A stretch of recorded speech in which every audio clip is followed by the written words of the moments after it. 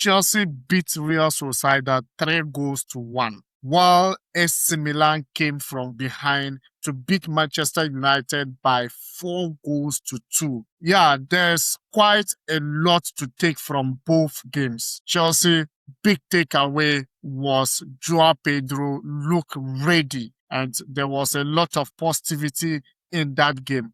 While Manchester United's biggest problem is defensive control. The scoreline isn't as important as how United conceded. With me is Eddie. Chelsea beat Real Sociedad, and it was absolutely big game. Chelsea first half was good without being completely convincing. Morgan Rogers opened the score from a rebound, but Real Sociedad grew into the game, and Arabuno equalized just before first half. But in the second half, Chelsea completely controlled the game. What do you think? João Pedro scoring 2 goals in the game twice. And this season, this preseason, he has scored about 7 goals so far in the season. And that's exactly what Chelsea needs from him. His form is absolutely amazing. Chelsea's today win is very a tactical one.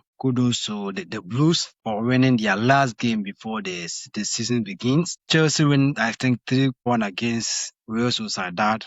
It was a difficult task, and stood up. The guys showed up that's ready for the season. Morgan Rogers, that was a good purchase today. Having his debut and also getting a goal is a clear indication that the guy is ready, and it's a good purchase for Chelsea.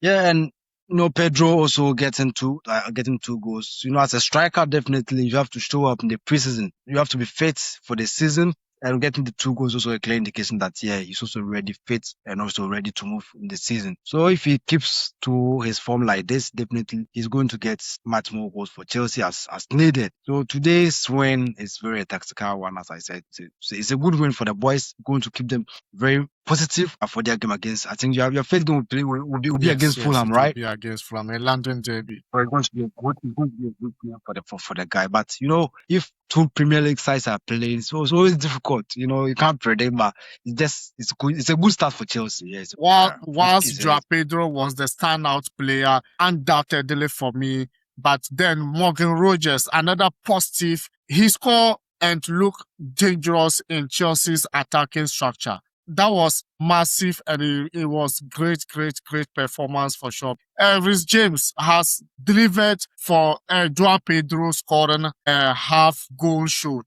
How valuable Chelsea captain can be when he gets forward. Absolutely massive. And the first goal he crossed, João Pedro headed it, and it entered into the net for sure. And we also have the second half intensity absolutely grew for Chelsea, and didn't actually allow the equalizer to derail them. They raised the tempo and eventually overwhelmed Real Sociedad by 3 goals to 1. And that was an impressive. At Real Sociedad, we all know this is a team in La Liga last season, absolutely impressive. Do you think Chelsea is ready, or João Pedro is ready for the season?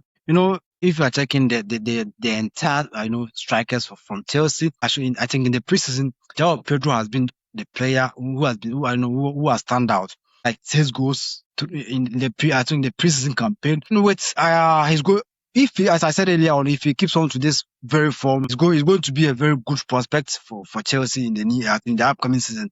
We have captain, I think, Reece James. If he's always moving up front to join the attacking the attacking squad, is going to help the strikers not to drop more into the midfield aspect. It's going to be a good thing for Chelsea, because if Reece James is proceeding more into the attacking aspect, definitely the strikers is going to be there. He's going to supply them. Definitely. In that case, the attacking squad is going to be very critical and dangerous for their opponent. With Reece James' style of play, is much more of agility. His agility is always high, and it's going to help the front of Chelsea to always But Morgan Williams is a good purchase for Chelsea. I wish him all the best. Wish him all the best. And yeah, the concern for Chelsea still had spells where Real Sociedad found spaces and created opportunities. And the 3-1 scoreline is encouraging, but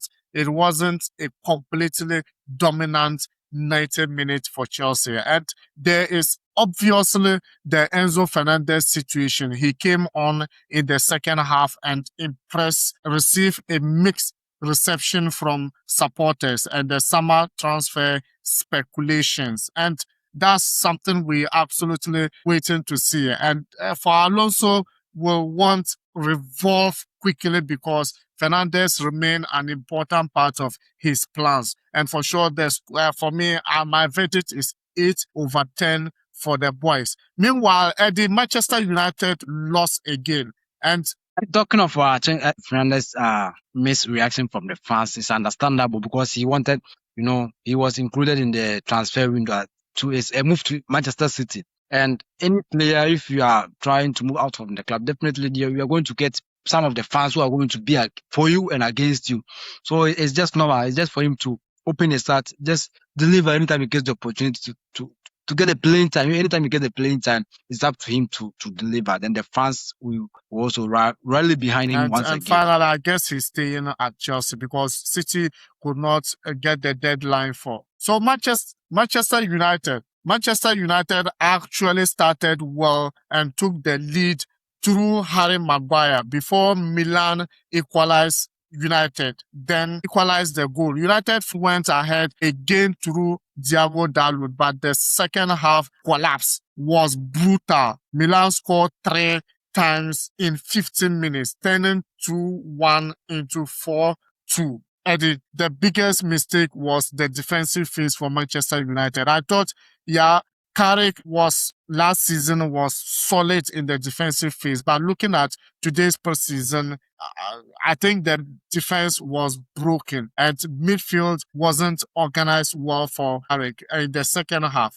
What do you make up of the performance of your boys today? Yeah, as a Manchester United fan, seeing these results is disgusting and it's disappointing. But it's just preseason. Yeah, preseason. Carrick, Michael Carrick came out after the post-match to say that, the guys is a positive sign. Yeah, they are good in training and everything, but it's not showing because our past 2 games, this preseason, we played, I think 1-1 against United. Yeah. United. Yeah, then one day I think won on penalty by 5-4 on penalties, and playing against Milan today. See what happened. Leading and falling behind by 4-2. So as we said last season, the defense was our defense was solid, but this season we are hoping that definitely the guys will keep up again to what they did last season to give us what we are looking for. But this result, I'm not happy with it. Yeah, we are not happy with these results because by 2-1 and then coming back to lose it by 4-3 is unspeakable. 4-2 is unspeakable for United. The biggest problem is defensive control. The scoreline isn't as important as how United conceded. At 2-2, Milan sensed vulnerability and attack relentlessly for sure. And Santiago Gomez, Ramos, and Cisse were able to fire dangerous position, while Ruben Loftus-Cheek's 4th goal was particularly damning for sure because coming to United to do that, I don't think I was absolutely impressed. And Eddie, this was Ruben Amorim versus United Carry. Ruben Amorim, was dispossessed from being Manchester United coach, and then let me say from Ruben Amorim, and then coming back to do this. Do you think it was a statement for United board and management? I won't say it's a message to the board of Manchester United. Definitely, things didn't go as planned, and even in the game, just conceding 3 goals in 15, within 15 minutes is a clear indication that we need to still work on our defense. And since he was there, he couldn't do anything to show that he can do the job. Just as we said, it's a preseason win against Manchester United as his former club, as a former manager for Manchester United. Definitely, he's going to be happy. But we still have to look at the bigger picture. Now the season's about to start. So if he's able to excel in Italy, that's when we are going to say, yeah, he did well. But if he doesn't, it's still going to be the same thing. We are still going to bounce on to say that, yeah, even it was a good thing that he left Manchester United. So it's a whole lot. So, but I just wish him all the best that he's going to succeed over there. Just wish him all the best, for sure. But next time, really tell you, if it happens that we are playing against him, definitely we will do better. United will do better. And United scored twice and had periods where their attacks combination looked promising. Marcus Rashford also returned from the bench, making his first United appearance in 20 months, which is potentially significant heading into the season. The bigger issue is that United couldn't control the game as I wanted them to do. Once Milan increased the pressure, United find it very difficult to withstand that pressure. But then there's always a positivity. As I said, Ruben Amorim beating his former club in this way isn't what we should be talking about. And my final verdict with this is just United. I wasn't absolutely impressed. After United fight, it could have pained me if we lost the game in Old Trafford. Good. The game was being played, I think, in Poland. Oh, yeah, it's a neutral ground. We move. I just hope that the guys will stay positive, learn from what's happened today to move positively in their first game in the season against Hawk United. Yeah, Hull United are Hawks. Yeah, Hull City, yeah, against Hull City. And Bruno Fernandes is one of the players we have to be very, very careful about. Mixing 2 penalties in a row is something we should pay much more attention to. I will send a clear message to Carrick that if Bruno Fernandes keeps on behaving like that, I think he shouldn't be our first penalty taker. Although he's good, but missing 2 penalties in a row, it's a clear message that we have to look for a better penalty taker. And on your own opinion, who could be the better penalty taker aside from Bruno in Manchester United? Rashford is there. Since Rashford is back, I'll be giving Rashford the opportunity, and also Cunha is also a good penalty taker.